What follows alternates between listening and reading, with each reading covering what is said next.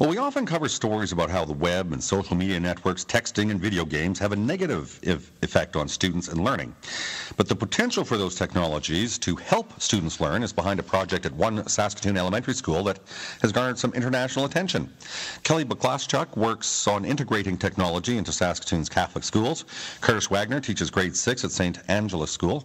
Between them, they've developed a unit called Connecting Canadian Kids to the World. They're on the line from Saskatoon. Hello, Curtis.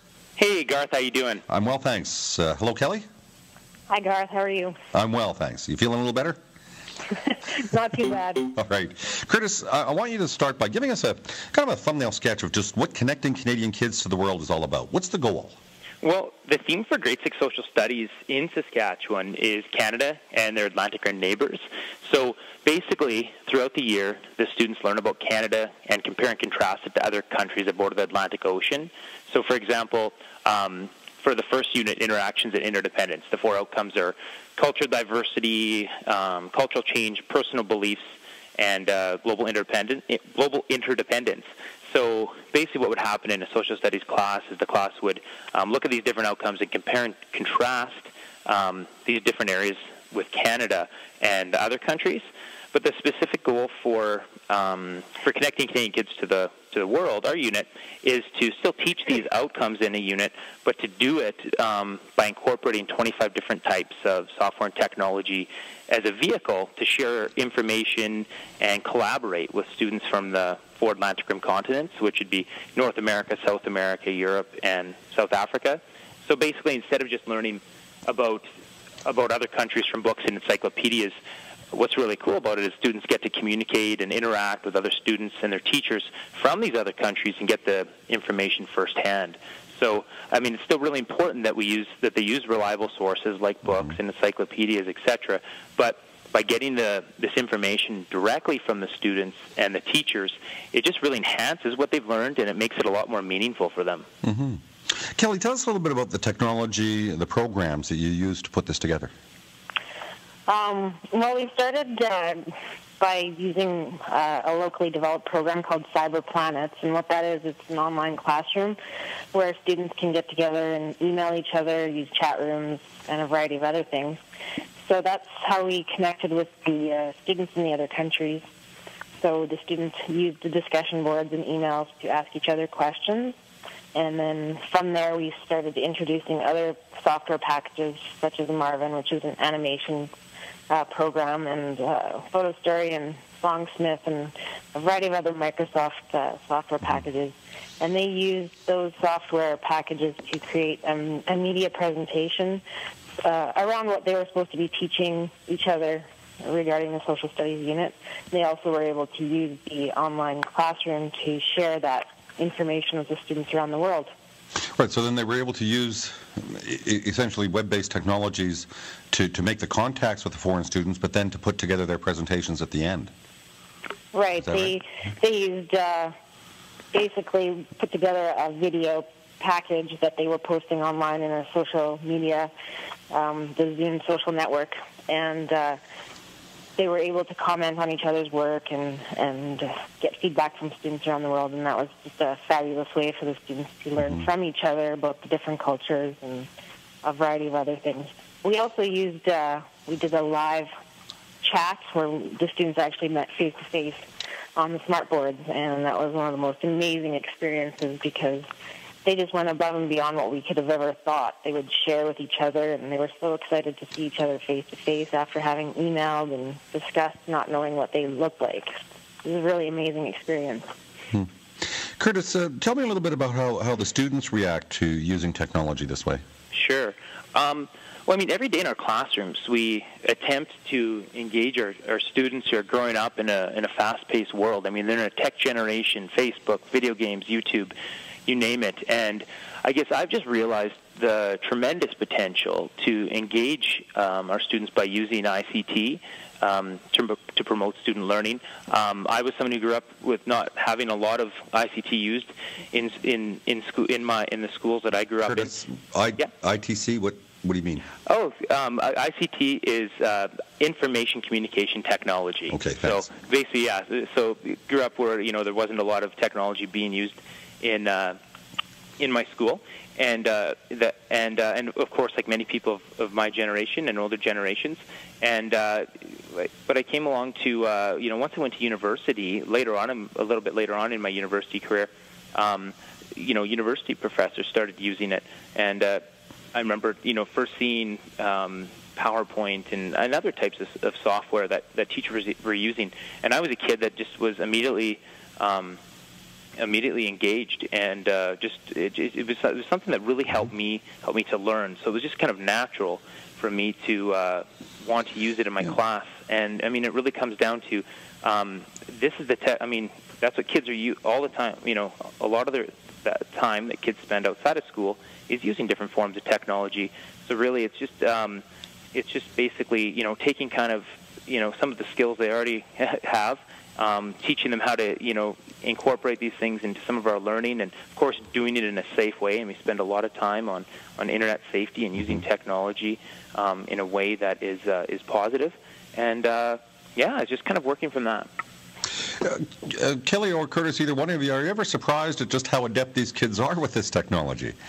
I mean, it's folks of our generation are supposed to be the experts, but we often find out that they just intuitively seem to know more about it.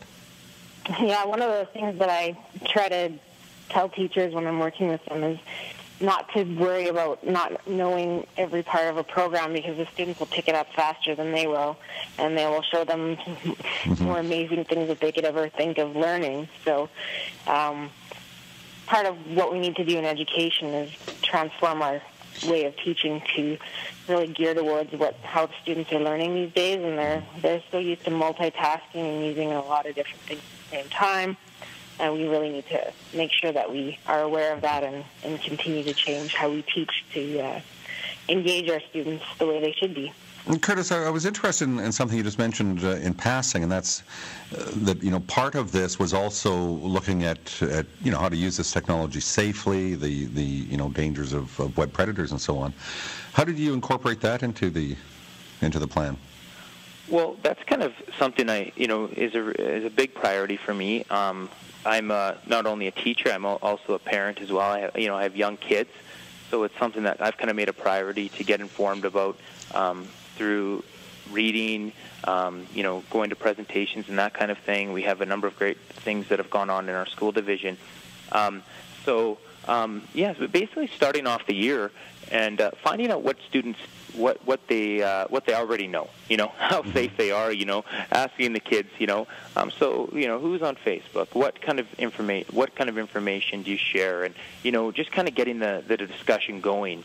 And then kind of basing what I spend my time teaching on, basically on the specific needs of that class, depending on kind of where they're at and how safe they're already being while using their technology. You teach grade 6. Are you surprised just how involved many of them are in social networks like Facebook and Twitter and MySpace and probably half a dozen I've never heard of?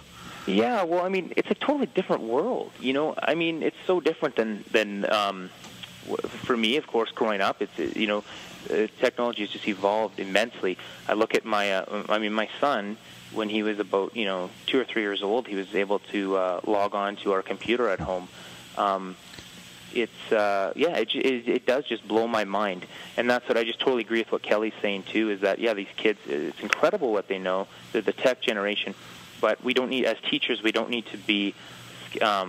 It's important that we get informed, especially with the safety aspects and that kind of thing. But if we don't understand, the technology, if we don't understand, how to do every single thing in whatever it is, PowerPoint or whatever, I mean, we don't need to be afraid of using it.